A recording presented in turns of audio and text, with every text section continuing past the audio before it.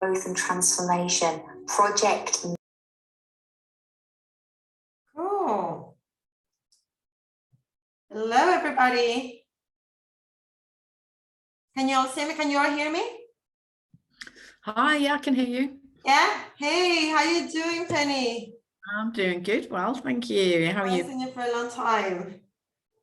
So welcome. So I think I have muted everybody, but if you need to unmute yourself, just feel free to do it. Okay. You're going to be seeing me looking around because I have quite a few cameras around me. So it's going to look like I'm all over the place, but just trying to see you where you are. Okay. So I think we're waiting for one more person because most of the people are in the night shift, but we're going to start now. Okay. Good. So welcome. Finally here in the journey to wellness. So first of all, I would like to introduce myself. Probably most of you know me, but for who doesn't know me that well, I'm Pilar. I'm Spanish. I'm currently living in Ibiza.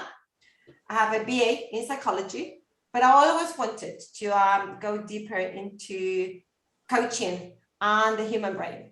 So I finally got the chance. And I studied life coach and a master practitioner in NLP, which is neuro-linguistic programming, and Milton Erickson hypnosis. So what we're going to be doing here is we're going to be discovering those things like the inner critic, the self-talking, catastrophic thoughts, limiting beliefs, not having our basic needs covered, excess of stress, anxiety, everything that is actually the new normal, and does affect our mental and body health much more than you could ever think. So in here, we're going to take the stigma out of the challenges, and we're going to be discovering how to spot most of those things, and we're going to give them a name. Okay, you're not alone. What you might be feeling is shared by millions out there, and there are ways to overcome it. I did it many times, so you can do it too. I'm going to be recording this session for you to access anytime. You're going to be sending you the link. It'll never be public, so please do not share the link when you receive it.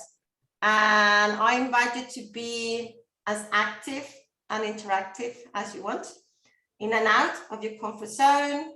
Challenge you to forget any maybe rigid ideas that you might have about this type of courses. And be open to new ways to see life and to work in yourself. Okay.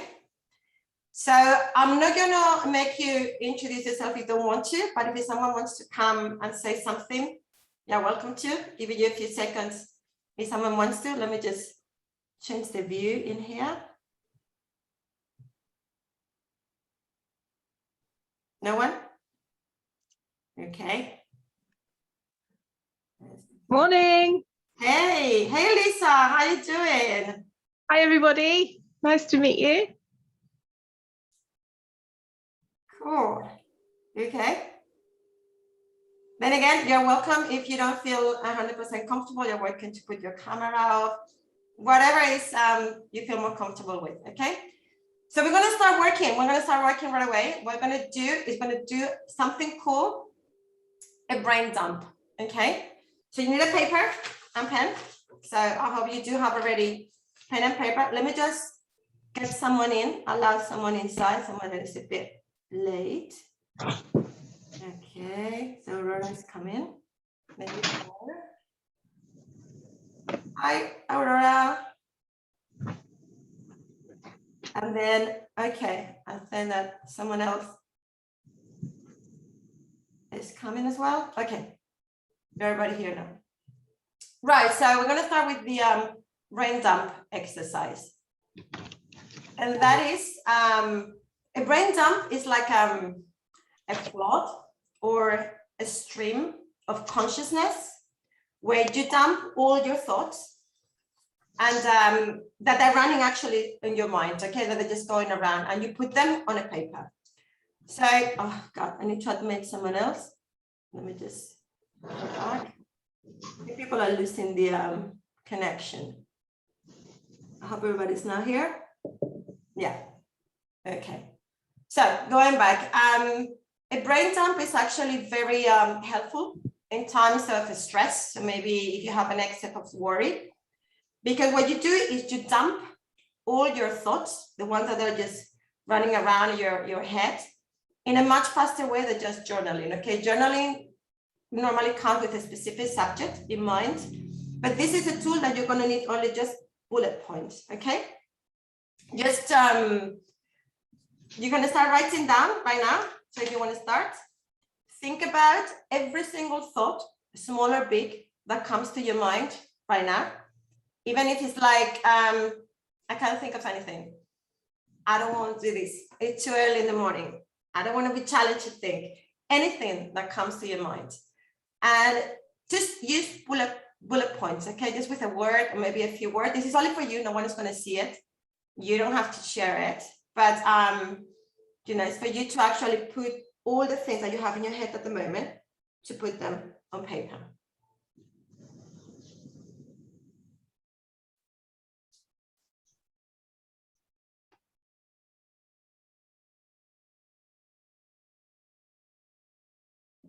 Actually, brain dump is a really good way to clear your mind or declutter your mind, because you put the thoughts in a paper and it's like the paper is holding them for you, okay?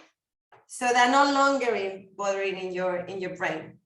Sometimes you see your worries and your anxieties, like I write them every morning and you see them on a paper. And just by seeing them, by visualizing them, it can help you to handle them better, actually. Or even just to, by looking at them and reading them out, you see how unrealistic they are, to just discard them as very stupid. So actually, it's a very powerful way to take them out of your head, put them in front of you, and just like, okay, this is in my head at the moment.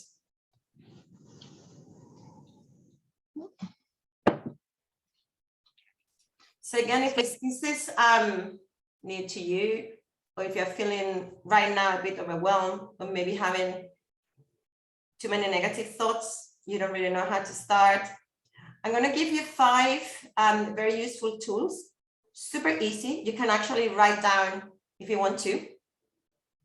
And the first one is when you're actually feeling you have a lot of negative thoughts in your mind and you read it out. This is very popular with celebrities. So you read the negative feedback. You know, these trolls that come into social media, like Instagram. So these celebrities take the comments and then they say it aloud, and it sounds so ridiculous. They really take all the negativity out of it. So one thing you could do if you feel this negativity coming through your mind is to call a friend and tell her your negative thought, and then laugh at how ridiculous our mind can actually be sometimes, okay? The second tip is to breathe. Okay, so what I'm asking you to do is to stop what you're doing, connect your feet to the ground, and breathe deeply. You do 3 really deep breaths. And basically you do it really consciously. And when you're done, you plan your next move. So that's it. You get rid of all your negativity. The third way that you could actually stop your overwhelming is to set a time limit. So you take a phone and then you just put your timer, and you put your timer for just 1 minute. When the minute is gone, you just say, okay, time is up. You're no longer here. Welcome. And you move on. Or you change the space another time. Like if you're feeling very overwhelmed, you just go and have a cup of tea or a walk, a glass of water, and it really helps you with the overwhelming that you might be having. And the 5th one, which is my favorite one, is workout. A workout or any type of exercise. I like go hiking with some of the ladies in the group, actually. And I go up and down the mountains in Ibiza, and it's an amazing way to get rid of my overwhelm or my negativity thoughts. It's kind of like that flash of endorphins that interact with my brain receptors and reduces the perception of pain. So basically endorphins can trigger a positive feeling in your body. It's very similar to morphine. So there you go. You go high. Okay, so how you getting on? Let me know in the chat. I think the chat is there.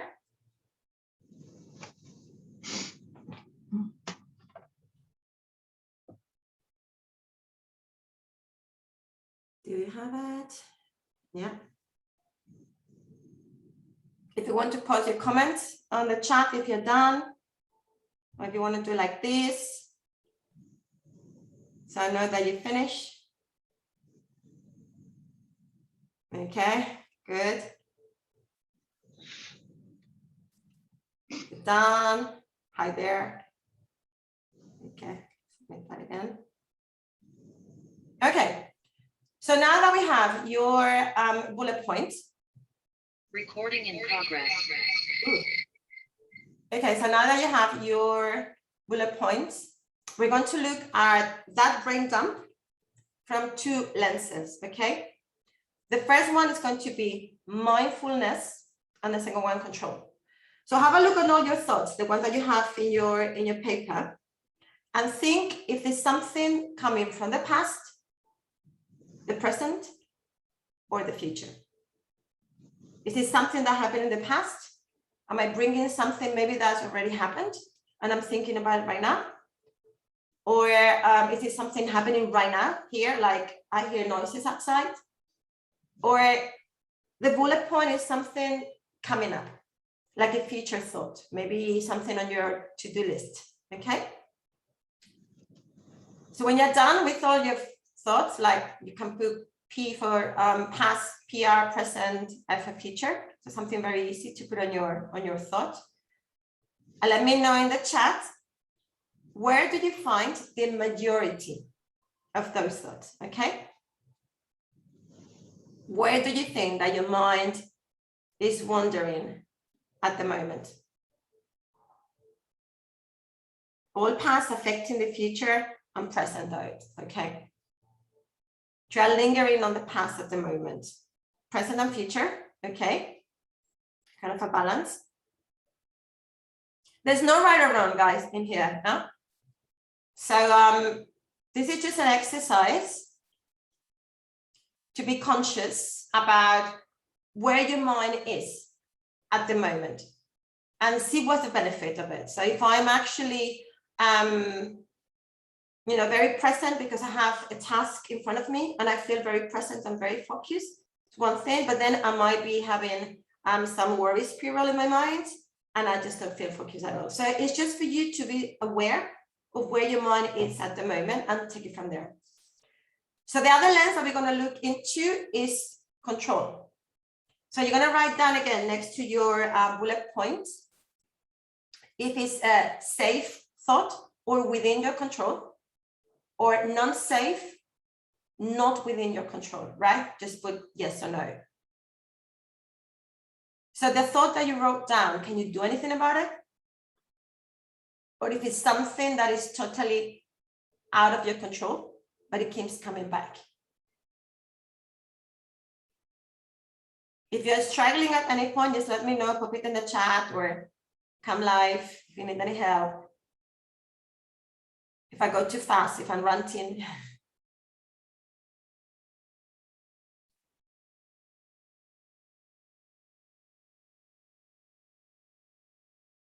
And there's no right or wrong, just something interesting for us to reflect on. Any thought down could be totally different. So we might feel very present or maybe in the future.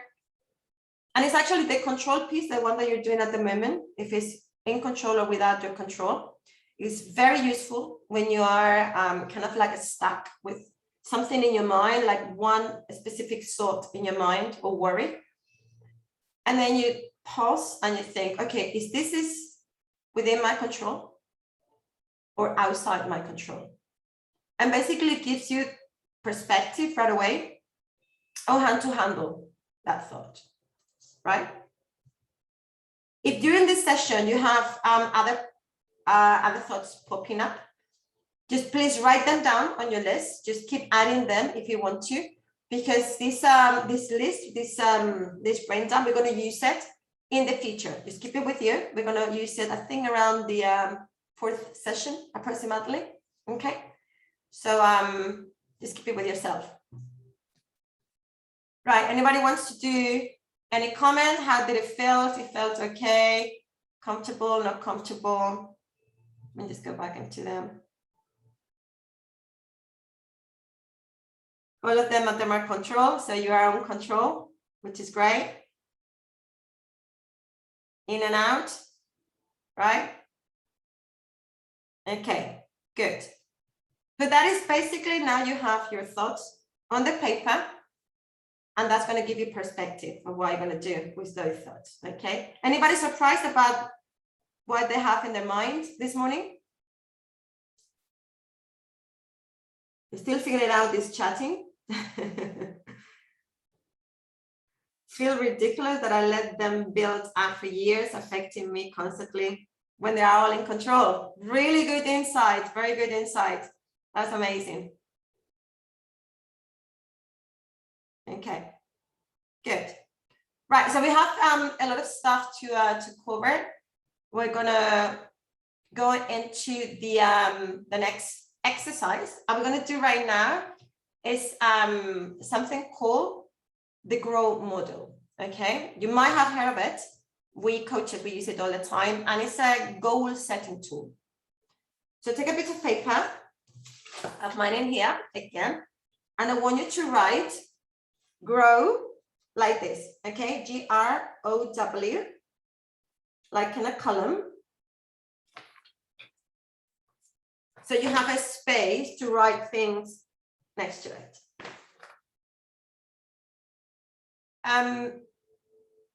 It's very important that we set up the foundations on how to organize and write down your goals, because it's not easy as everybody might think. Okay, this tool is very clear, and it gives you guidance and focus, clarity when it comes to setting up your goals. What do you want? What do you want to achieve? What do you want to work on next?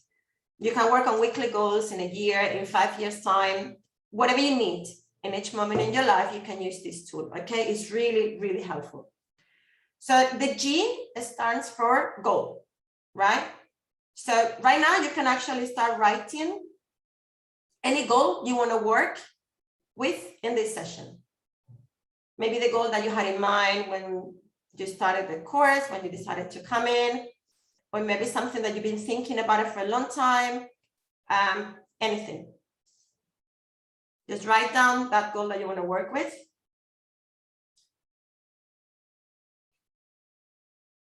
Exercising more, shedding a few pounds, changing jobs, anything that is valid for you.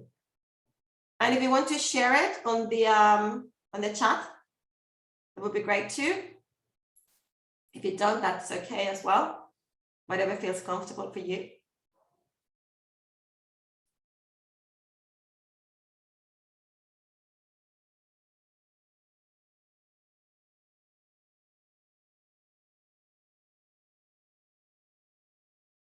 Okay.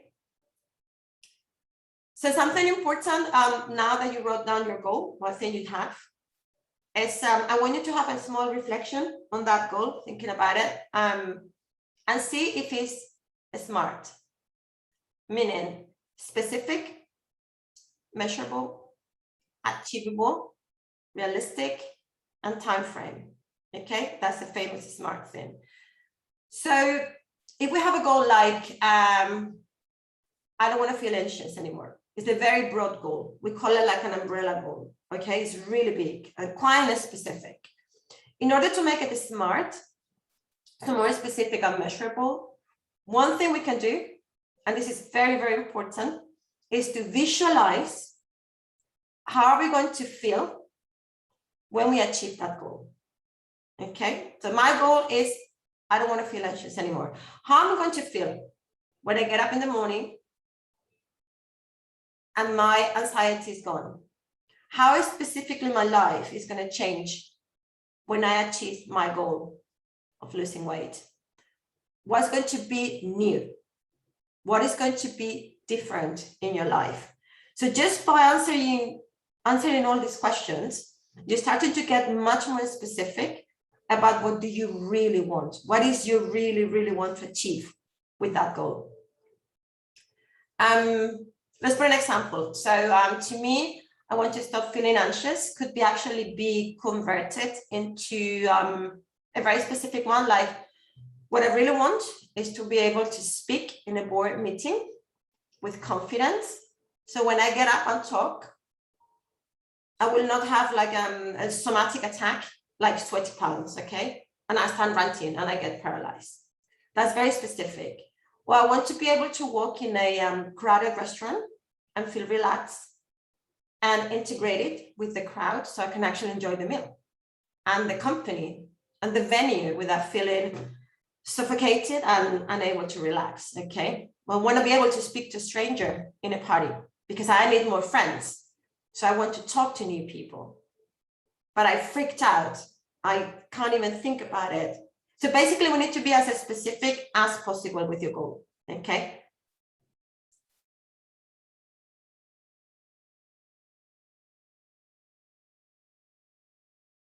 If you have a very broad goal, the problem you may have is gets very, very easy to lose the focus and the perspective and therefore the motivation, okay?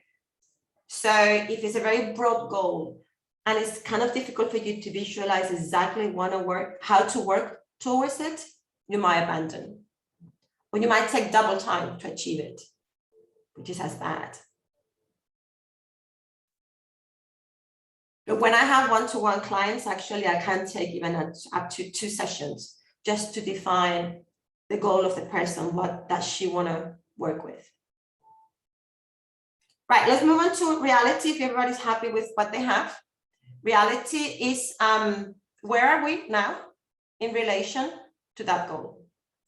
So if your goal is to be able to speak in a board meeting, where am I at the moment? Well, the reality is I can't speak, so I'm not showing my ideas, okay? So what is your reality? What does it look like, your reality with the goal that you want to achieve?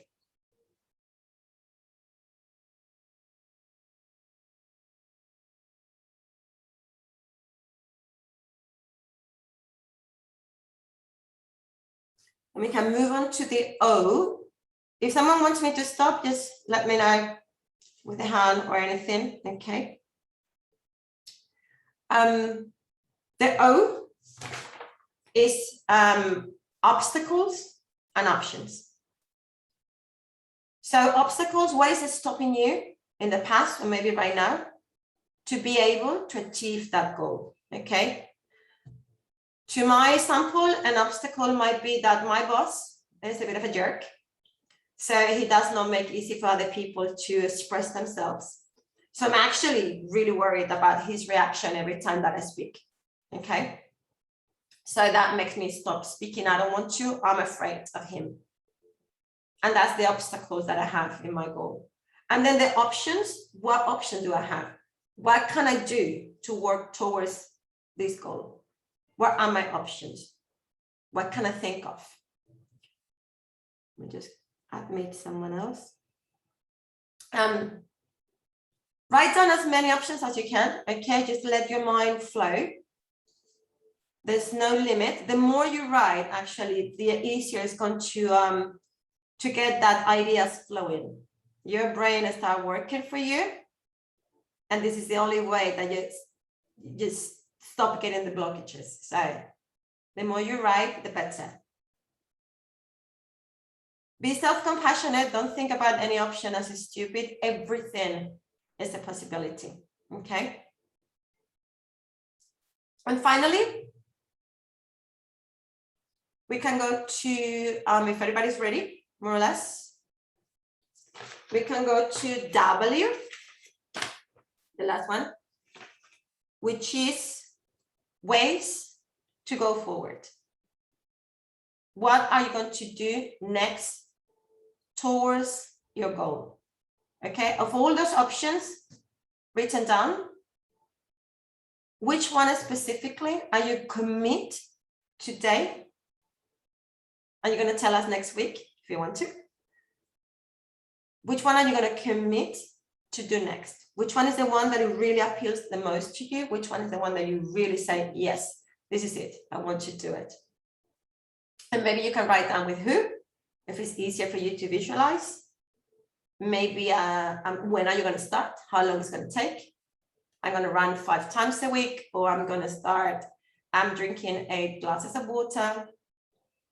I'm going to write my book half an hour every day. So anything.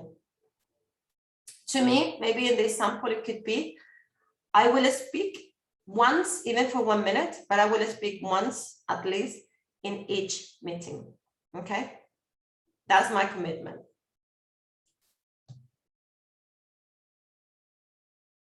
And finally, it's very important for you to actually visualize again, how are you going to feel when you do this action and you're going closer to your goal.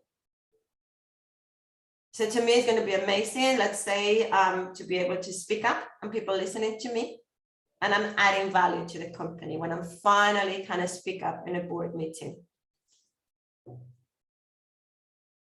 So think about how it's going to feel for you. How are you going to feel? So I'm giving you a minute to finish and gathering your thoughts. If you want to come live and say something, or maybe put it on the chat, which option are you choosing?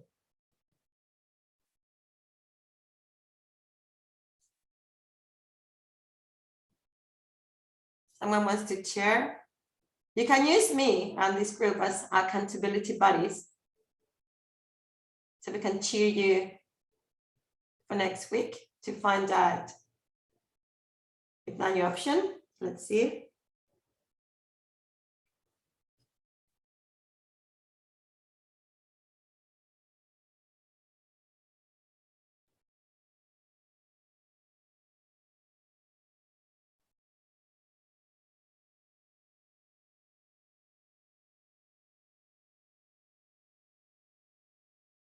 The point is that I don't see the way to go forward. Okay, so is the options you have written down, all the options that you might have towards your goal. Just choose one. Choose one basically that you commit yourself that you're going to be doing this week. So if you want to, let's say something very easy. If you want to lose weight, what can you do this week? You can do many things, but what can you do this week towards that goal? So let's say you start saying, okay, I want to go to the gym and I'm going to go like twice a week.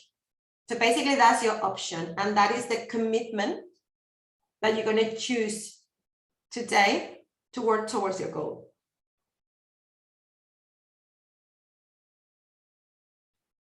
This is getting out of your comfort zone, but the only way to grow, guys, and to develop yourself is getting out of your comfort zone. Otherwise, if you are always comfortable, you wouldn't do anything. You wouldn't try anything, okay? So just by making a little bit of more effort and say, okay, you know what? I can actually do many things towards my goal this week. I'm just going to choose one and I'm going to put it on the chat. And I'm going to be committed to do it. My option is to start my course school, to start your business and getting out of your comfort. Right, so you're going to start your course. If you want to, we will ask you next week, Zelda. I feel so much lighter. I can feel the energy starting that could be available for my whole life, not just worrying about fear-based thoughts that destroy the part of my life unnecessarily. Okay. This will stop me fearing of not succeeding. Good. Okay. Okay, let's carry on. That's okay.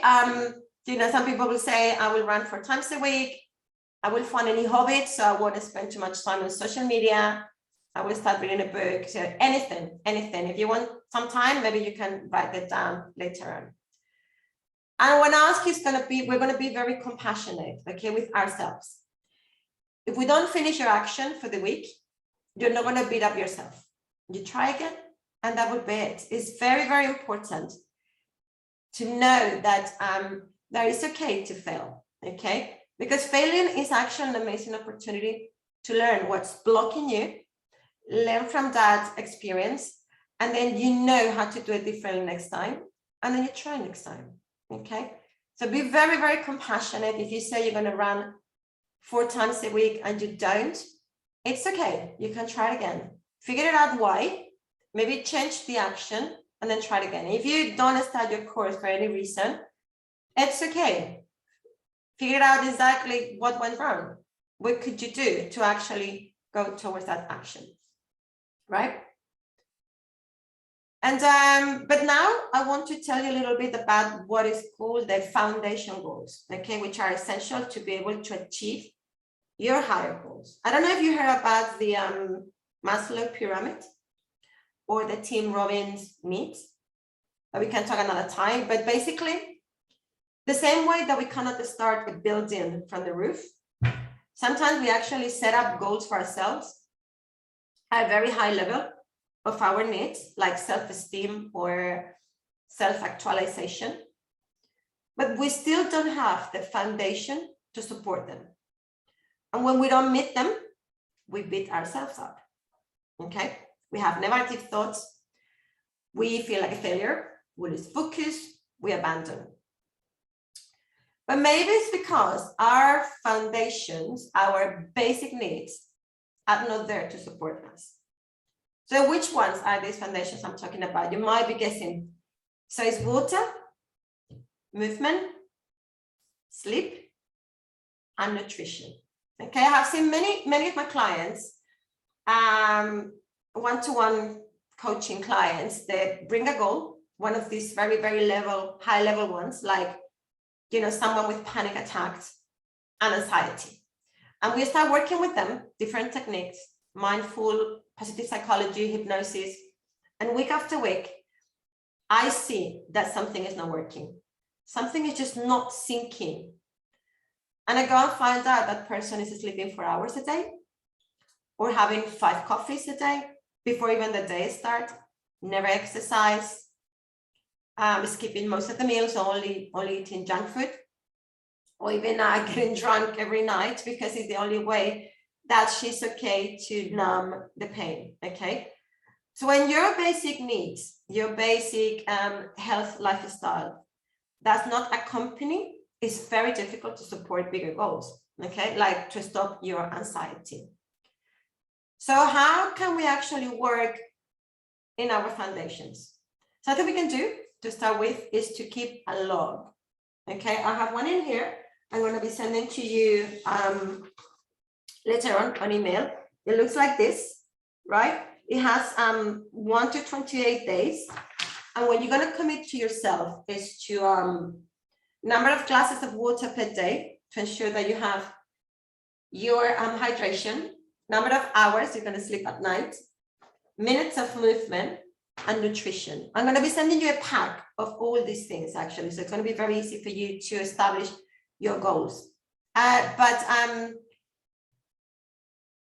Per nutrition, there's some poster as well I'm going to be sending you, which looks like this. It's in color, actually. My printer only does black and white, but I'm going to be sending to you in color. And one of the things that you have, if one of the things that you have at the moment is anxiety or excessive worry, or maybe a little bit of a stress or depression, we all know that that is causing inflammatory response in your body. And I look at my gut because that's like me almost every day. So we can actually look at your nutrition in a way that addresses that inflammation. Have a look at the poster that I'm going to be sending you, and maybe you can commit as a goal for this week, as an action for this week, to introduce one of these food groups in your meals. Okay, that could be like a one goal for the week. And it's very important as well about this nutrition to listen to our body cues. Because sometimes with anxiety and low self-esteem, we don't really listen to our hunger cues. So we don't eat. We need to have meals, we need to have snacks, and we don't have enough of them. That could actually go into a blood sugar issue that leads into more anxiety and more worry. So I hope you know where this is coming to, actually. So if you don't have your basic needs in your body as a human, it's very difficult to work on something else, right? Movement, 30 minutes a day small walk, anything, maybe dancing, anything that you can commit to. And the last piece, which is going to be this longer one that we're going to be talking right now, is sleep. Okay. It's super important for you to get 7 to 9 hours uninterrupted, good sleep at night. Some of you will be very non-realistically able to do it. Like me, I have a 3-year-old girl, and she wakes me up every night about 3 o'clock in the morning, asking me for a bottle of milk. So my sleep is actually quite crap at the moment. But I do encourage you to get at least 7 hours of sleep. Okay, I'm going to be sending you on your pack another document, very nice, with the do's and don'ts that are going to help you to get that sleep hygiene nice and soothing. But what I'm going to be telling you right now, for you to be more aware of how important the sleep is, I'm going to show you, like, the sleep cycle has 4 stages, okay? And every night, every 7 hours, we have at least 5 to 6 full cycles, each of them with these 4 stages. The first stage is the dozing stage. So when you start sleeping, it takes like 1 to 5 minutes, and then you can wake up easily, okay? Then you go into stage 2, which is deeper. Your body starts losing temperature. And still not very deep. It's about 10 to 60 minutes per cycle. Then you go into the delta waves of sleep, and that takes between 20 to 40 minutes. And this is super important for you to arrive here. Why? Because it's restorative, it's healing, and this is where our cells regenerate themselves, okay? This is where we heal the wounds from the day. When the cells heal their wounds from the day, it's the anti-aging effect, very important for me, at least. And if you skip this stage too often, your body does not heal himself properly, or even at all, okay? So ensure that you get to this stage as many times as possible at night. And it's also connected to creativity and memory, so very important. And finally, the last one, which is the most important, the most famous one, is REM, rapid eye movement. And this is 10 to 60 minutes. You don't get there until you have a sleeping at least for 90 minutes. And this is where we dream, okay? And it's also very important for learning, for memory and creativity, and consolidation. So if you sleep less than 90 minutes at time, you will never reach this stage. And that is a fact, that's science. And why am I showing you this? I'm showing you this because you need to be able to have your basic needs covered between 5 and 6 cycles every night. Okay? So maybe there's some good motivation there for you to stop watching Netflix until 3 o'clock in the morning, like my husband, and get a proper night's sleep. Okay? As I said, I'm going to be sending you that package so you can have it handy and have a look later, anytime you like. Any comments? Let's see. Let's catch up with the chat a little bit.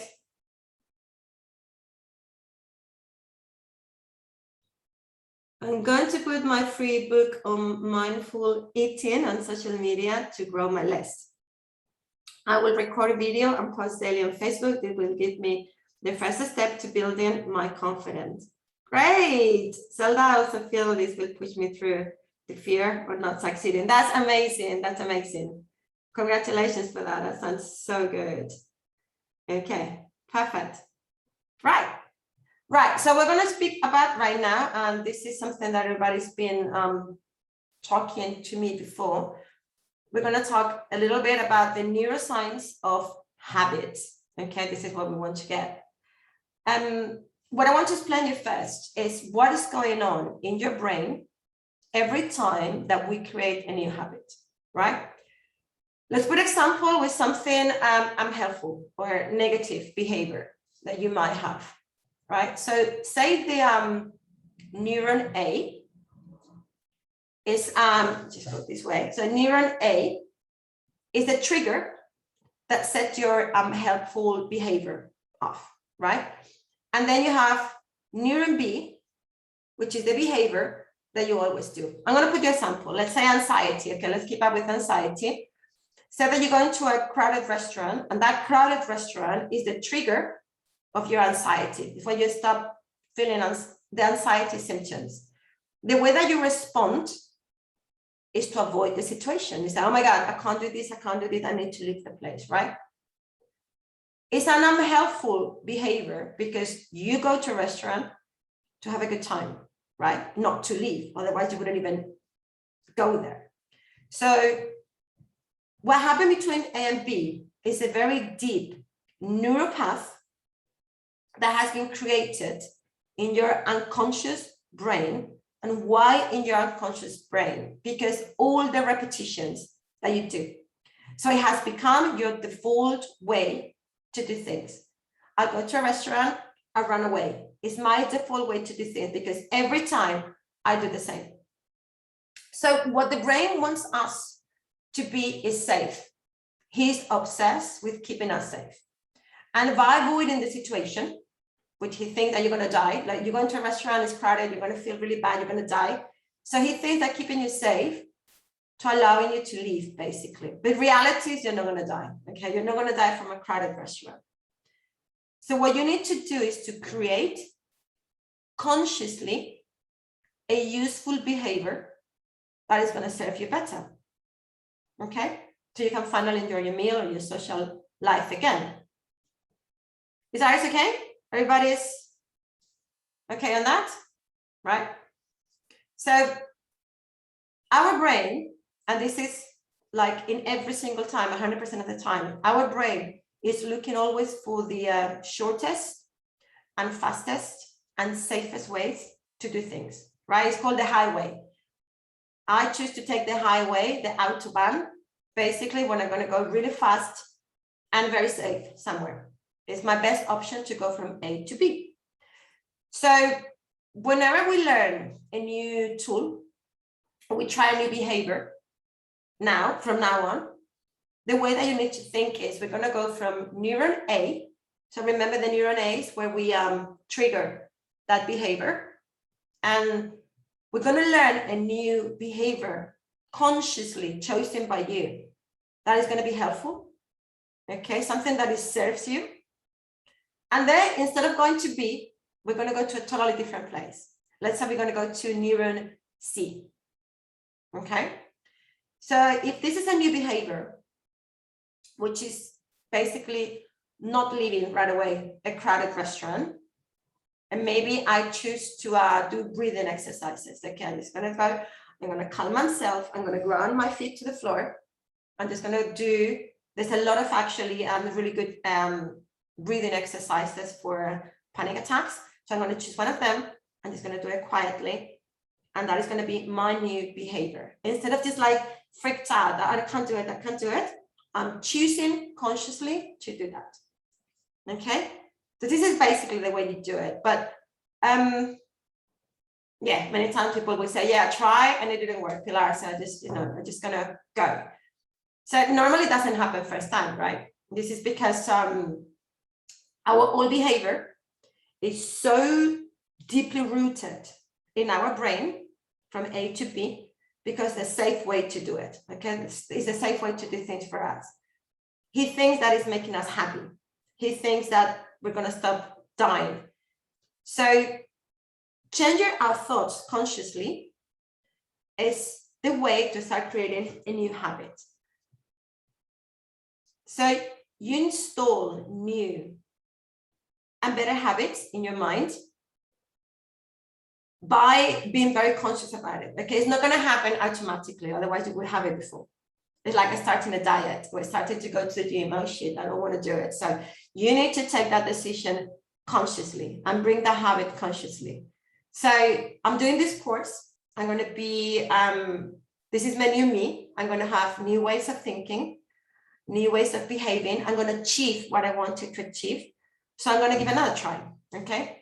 Consciously, I'm going to give another try to my new behavior because I'm going towards the new me, happier and stronger. And then when you fail, you try again with repetition. And eventually, like before, when you do a behavior enough times, it becomes your new familiar and safe way to do things. It becomes automatic and conscious. And this is where we want to get, okay? Doesn't mean, and this is the bad news, that's a catch, that the old highway A to B flying around is going to disappear. No, it will not disappear that easy, because something new came along doesn't mean that the old one is going to go, right?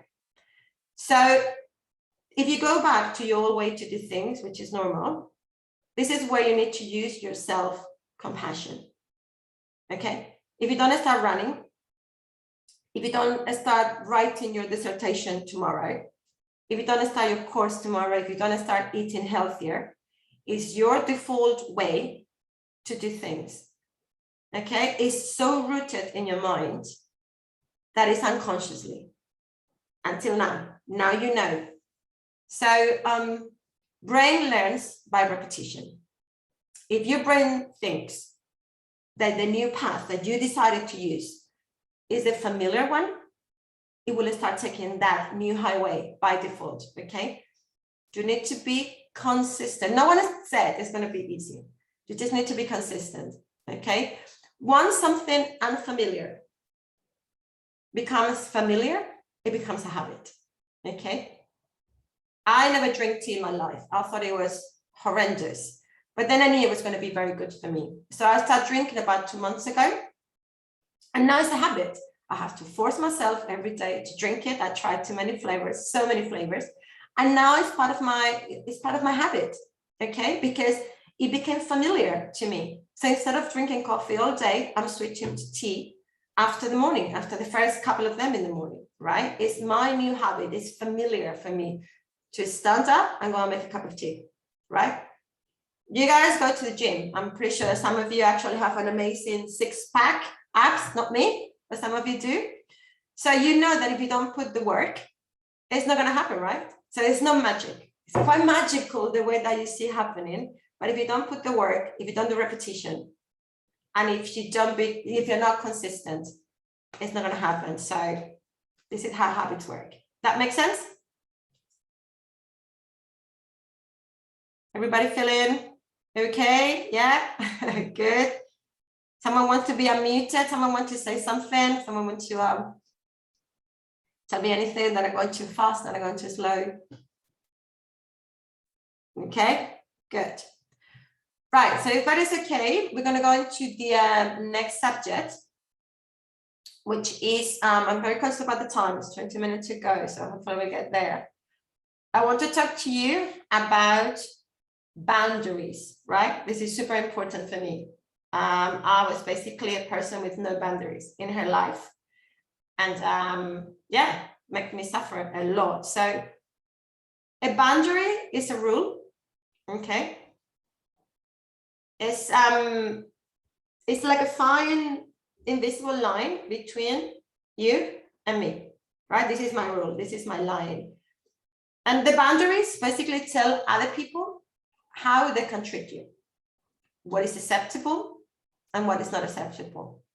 And without boundaries, people may take advantage of you, right? Because you have no set up any limits about how you expect to be treated. It's very important to be self-aware of this, because normally you don't actually take the time to think about this. But once you know all this, you start acting differently. So why do we need boundaries in our life? The first one is because they allow you to be your true self, okay?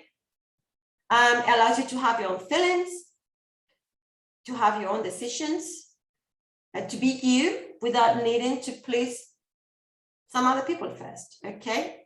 Your parents. Basically, this is me. This is the way I like to live my life.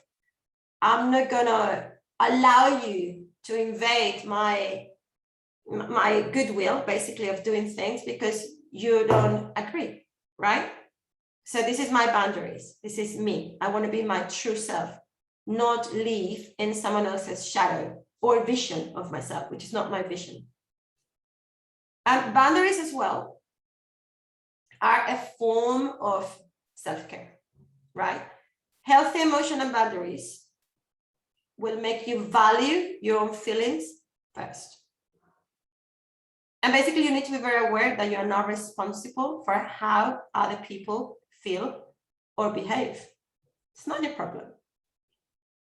You cannot, if we're talking about work here, you cannot be on every single project, okay? You cannot be in every single shift. You cannot be in every single committee.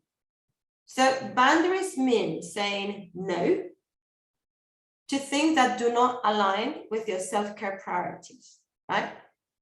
So if it's something that is going to damage your self-care, you need to say no. And boundaries actually create very realistic expectations in other people about yourself. That is very important. So when you communicate clearly, where are your boundaries? Where is my line? This is my line. I'm going to step inside my line. People know exactly what to expect from you. So there's less anger and less frustration. It's part of like being very, the communication, being a better communication.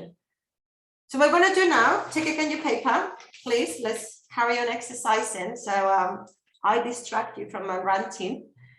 We're going to write down our boundaries. We're going to think about our boundaries. Do we have any? We don't. We never thought about it. We have very clear. So we're going to take a format as well of a column. Let's see if I have a sample here. I think I do. We're going to write like this, like a column in here. We're going to write work, home, partner and children, family, and friends. And finally, finances, okay? Work, home, partner and children, family, friends, and finances. What we're going to do is we're going to think about how satisfied are we from 1 to 10.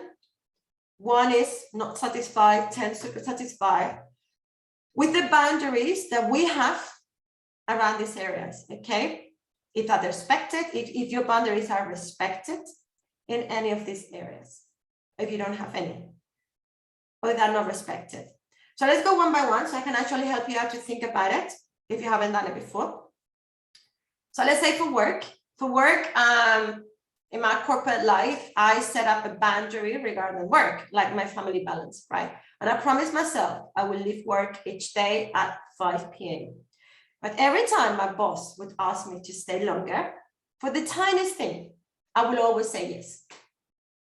And basically I was compromising my family, and my boundary was very weak, because even though I was very clear that I need to leave every day at 5 p.m.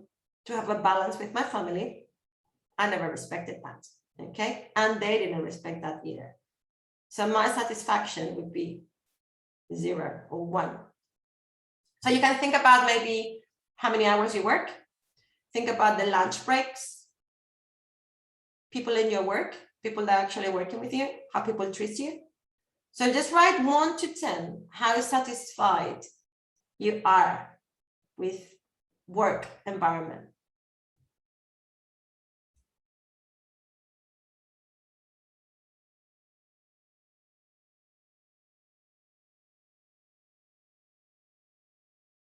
Okay, second one, we're going to go to home.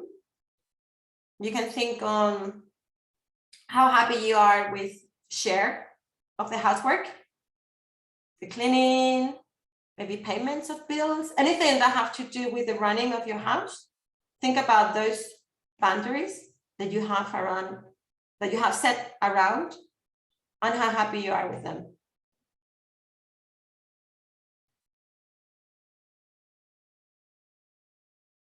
Okay.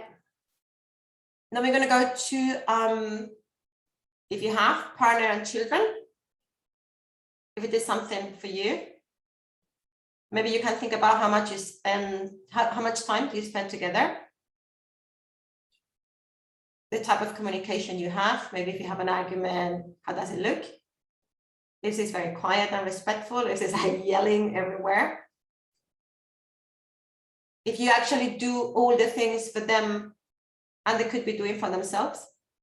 So how happy are you with the boundaries around your partner and children? How much are they stepping into your boundaries? You can go into family now.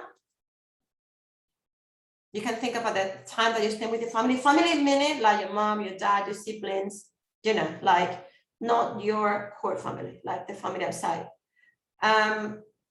Are you happy with things like maybe you're lending them money and you don't really want to? Other people coming up to your house, turning up unannounced, and that is kind of like uncomfortable for your privacy. So how happy you are with the boundaries and your family? 1 to 10. Now we're going to go to friends. And we're going to think, are you a people pleaser? Are your friends taking advantage of you? Or are they very respectful? Do you keep in touch with your friends just for the best and the worst, or just for the parties? Okay, so how happy are you with the friends around you on 1 to 10?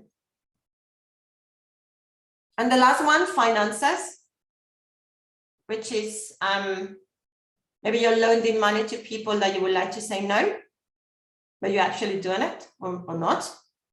You're respecting your boundary. Maybe you want to think about yourself, like, are you doing too much online shopping and you shouldn't? Are you spending from your credit card? So how satisfied you are with your boundaries in here? So maybe you can pop in the chat your score. How do you feel about it? Maybe the total score, maybe just a particular score.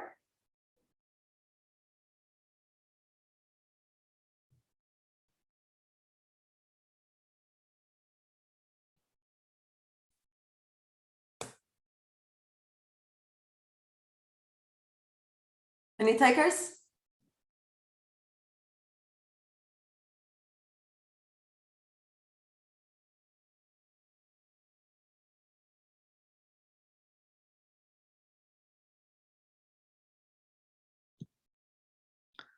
Hi, Pilar. Hey, Penny. I know my biggest one on here is work. It always has been. And I think the problem is when you enjoy work and you haven't got anything else that sort of takes you away from it, you just keep doing it. And I always know that I need to set boundaries for that. Mm-hmm. That's good. So how was the insight? What do you think that you would like to do now that you are aware? I think I've always been aware of it. Okay. That's good. I do make myself go to the gym because I enjoy the gym. So that takes me away from work. And I know that if I don't go to the gym, then I would probably just carry on researching or working or learning. Yeah. So I think probably it's just finding something else that that fits in, that I enjoy, that takes me away from it. Yeah. That's probably what it is. Okay, good. Thank you for that. Zelda she has 49. 49 out of 1, 2, 3, 4, 5. So you have a media of 5, I believe.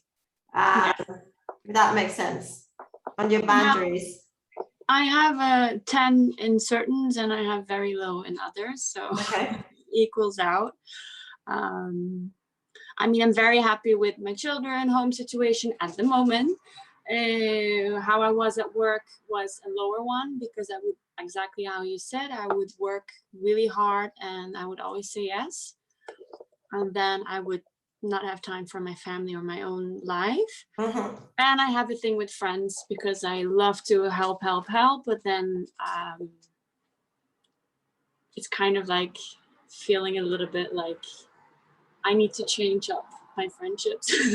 But for the rest, I have a high score. I'm very happy with my boundaries. I love to put boundaries, but the moment, like if it's like a friend or if it's like work, then I'm afraid of speaking out, or I don't know. Yeah, actually fear is what prevents us to set boundaries. Yeah. But something that we have to think about is, if I set the boundary, what's going to happen? Okay. What horrible things are going to happen if I set a boundary? And if I don't set that boundary, what is going to happen? Okay. And then you realize, like, if your fear is a realistic fear, because it might be, or it's actually very unrealistic, and you might want to give it a try. Okay, so Teresa says, work 5, home 7, daughter 5, poor Victoria, boyfriend 8, family 6, friends 7, finance 7. So total of 45. That's very good. Thanks for sharing that. Good, good. Okay. I don't know. We are over a little bit of the time. I don't know if you guys are happy to carry on for another 10 minutes. Hope that is okay, because it took us out the first time. It took us a bit longer. But something I would like to say as well is when you say yes to everybody, but it's something that unfortunately women, we do quite often. When you say yes to everybody and you actually don't want to say yes, you want to say no, but you can't. What you're actually doing is you're saying no to yourself, right? So you are taking that time and energy from your own self-care and wellness, and you put it somewhere else. But you need it. You need that self-care. You need that wellness in your life, and you're giving it away, right? So think about it. Like, what you're saying is, my priorities do not matter, and my self-care is not a priority. That is exactly what you're doing. So be very conscious and be very aware about it. My priorities do not matter. And that is very harsh when you actually say it aloud, right?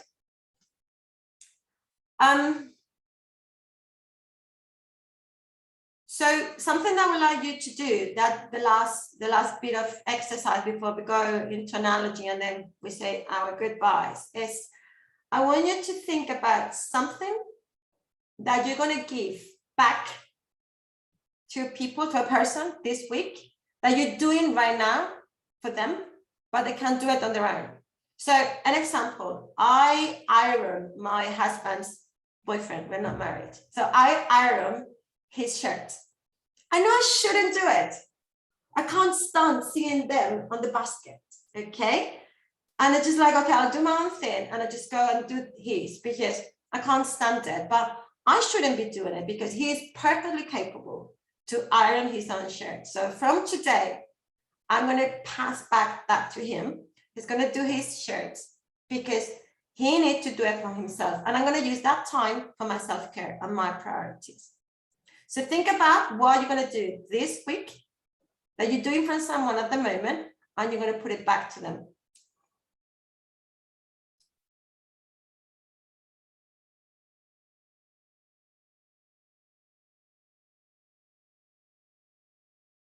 And if you want to share that, like all of you know that my husband is going to be ironing shirts all week.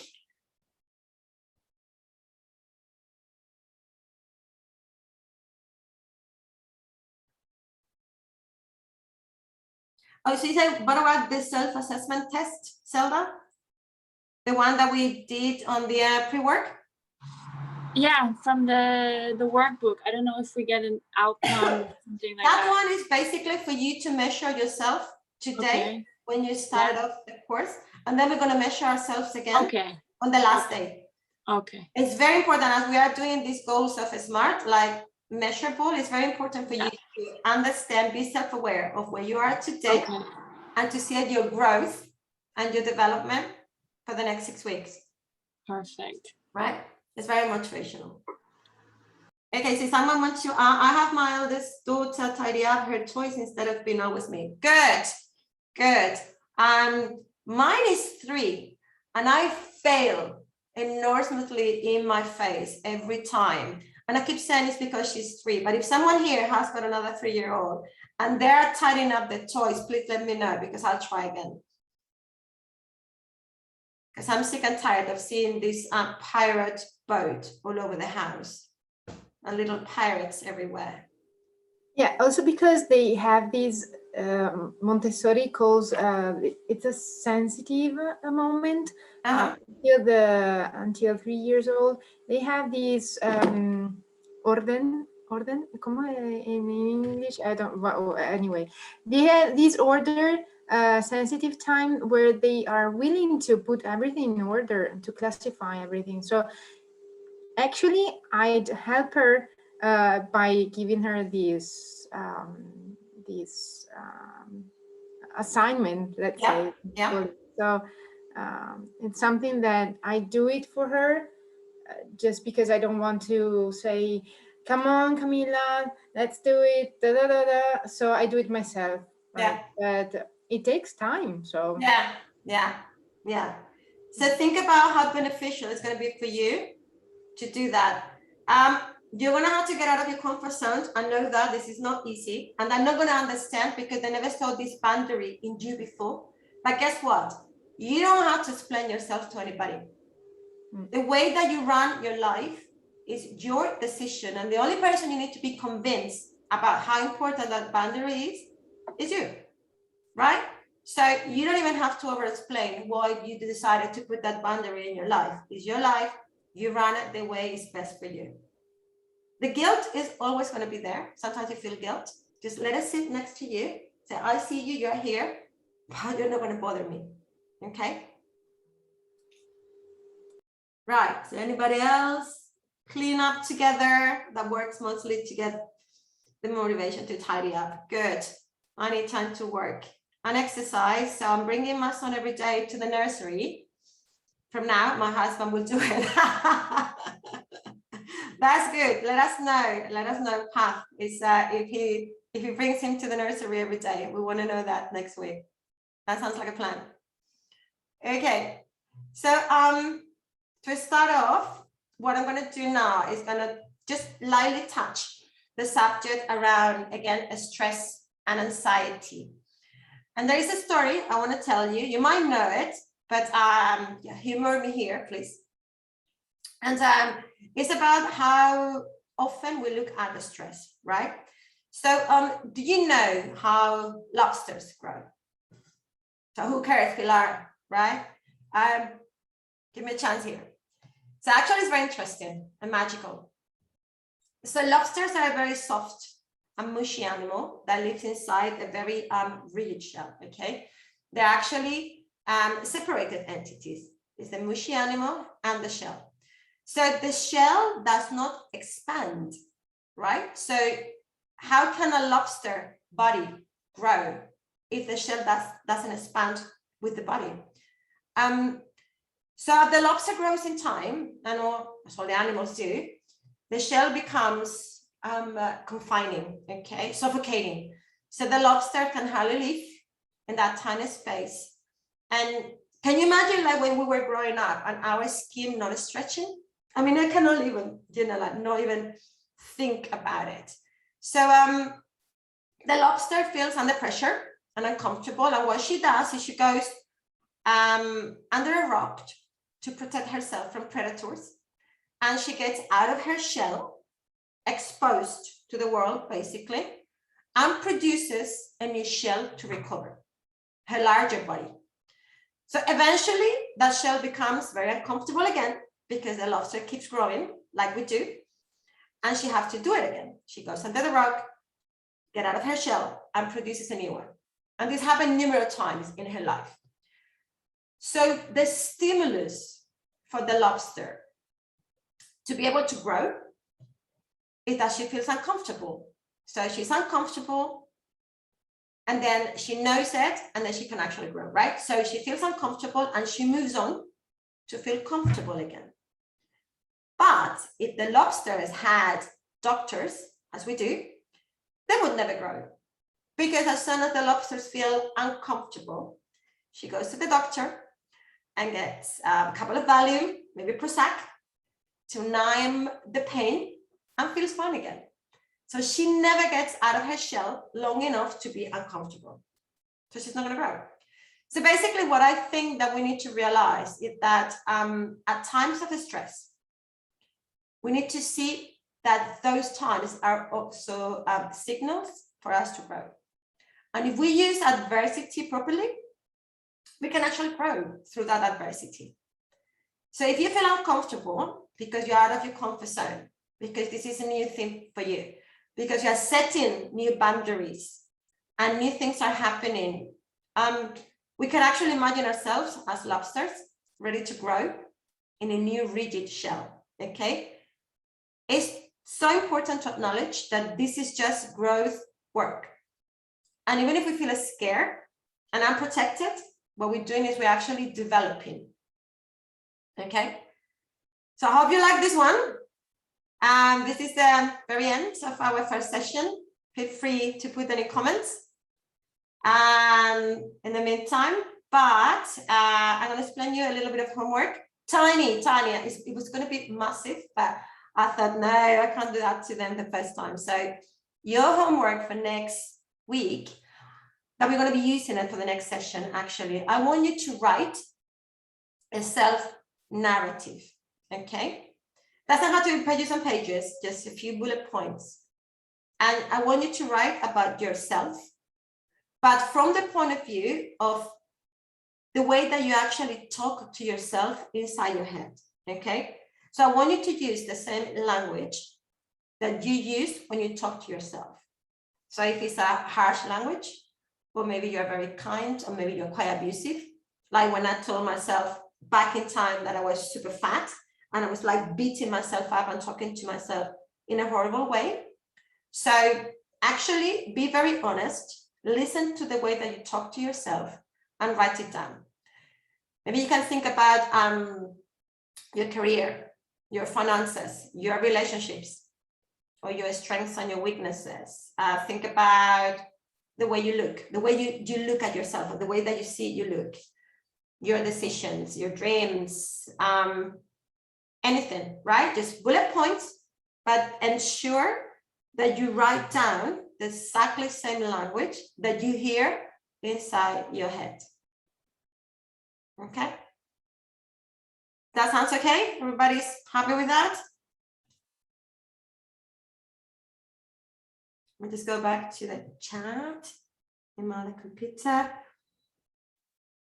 I'm setting this boundary with myself pretty feel this week, no more unkept appearance, starting at the bottom. Good. That's great, Lisa. Lobsters, great one to hear again. Thanks for humoring me. I'm a lobster. Okay, so anybody wants to come up live and say anything, how they feel, if they want to commit to the rest of the group? Not forcing anybody. Then someone's there. Lisa? Hi. Oh, you have returned.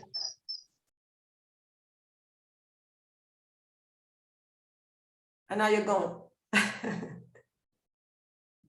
Is that better? Yeah. I've really enjoyed this, and I've really enjoyed meeting everybody, and I'm really looking forward to doing the homework. Thank you. Thank you so much. Anybody? Okay. Right. So if you feel okay, then we're gonna leave it here. This is all for today. So what I'm gonna do, I'm gonna be sending you all the documents. Take your time. It's actually very easy. All of them are quite fun and easy to have it. I recommend for you to have this log, the needs, the basic needs log on your fridge, and then really write down every day if you're actually meeting your own goals. I'm going to be sending you something else as well that we haven't speak, but I thought it was very useful. In case you want to have it, it's a habit tracker, okay, something like this. In case you want to start a habit or two this week, and you're going to put it in here, so you can actually assess yourself on your progression, right? And that's all for today. I'm asking you to please be self-compassion, use your self-compassion, be kind to yourself. Next week, we're going to do life balance exercise. We're going to rewrite your self-narrative, the one that you're going to be working on. We're going to rewrite it, okay? We're going to do lots more of self-compassion. We're going to do a really beautiful relaxation with some inner child work. We're going to talk about self-sabotage, and I think it's going to be good. So I'll let you go. Thank you so much. It's been amazing seeing you all. Thank you so much for being here, and see you very soon. See you next week. If you need anything, just send me an email. Okay, I answer every day. Thank you.